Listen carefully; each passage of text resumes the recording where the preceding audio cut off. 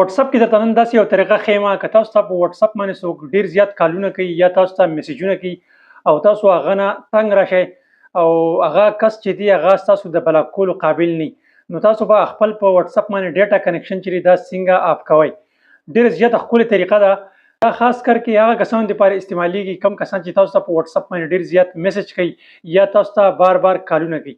تاسو نور کم انټرنیټ چې دی هغه به کار کوي، که تاسو یوټیوب استعمالوئ هغه به هم کار کوي، که تاسو ټیک ټاک استعمالوئ، که تاسو فیسبوک استعمالوئ یا تاسو نور هم کم اپلیکیشن استعمالوئ هغه به کار کوي. مطلب تاسو مکمل انټرنیټ په کار کوي خو صرف تاسو واتس اپ چې دی هغه به کار نه کوي، هغې باندې به ډیټا کنیکشن اپ وي.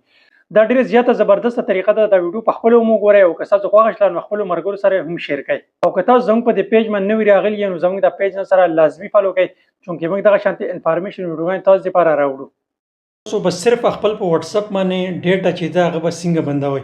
ستاسو د موبایل نور هر کم اپلیکیشن چې دی هغه به کار کوي، هغه فیسبوک یا ایمو او یوټیوب ټیک ټاک هر څه به کار کوي خو صرف تاسو واتس اپ چې دی هغه به کار نه کوي.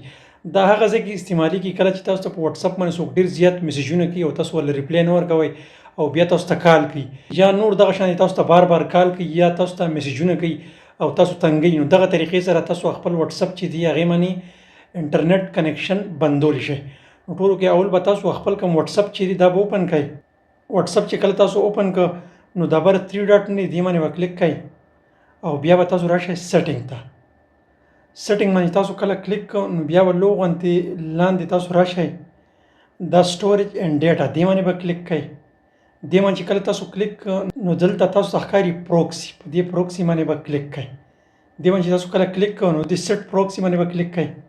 نو بره د پروکسي هوسټ تاسو ته ښکاري دې باندې به کلیک کړئ او دلته به ډایل کړئ 1.1.1.1 دې باندې به کلیک کړئ او لاندې دا چارټ پورټ باندې بیا کلیک کړئ او دلته به سیو باندې کلیک کړئ او که دا تیر نشان تاسو ته ښکاري دې باندې به اوکې کړئ.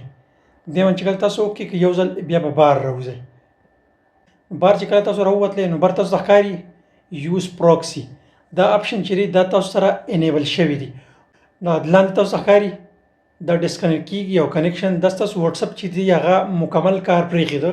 اوس چې تاسو څوک هم په واتس اپ باندې میسج کوي یا کال کوي نو هغه به نه راځي.